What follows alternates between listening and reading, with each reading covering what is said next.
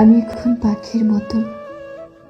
আমি ছিঁড়ে কুচি কুচি ভাসিয়ে দিলে এখন আমি ডানা মেলে আকাশ জুড়ে উঠতে জানি। কাটা যায় না, ভাঙা যায় না। আমি এখন জলের মতন, ভেসে যেতে যেতেও হঠাৎ জলোচ্ছ্বাসে ভাসিয়ে দিতে আমিও জানি। আমিও জানি ছড়িয়ে থাকা টুকরো কাচের শরীর থেকে দুফলা এক ছুরি হতে। এই যে মানুষ দুঃখ দিতে দক্ষ ভীষণ, সেও জানুক আমি এখন হাসতে জানি।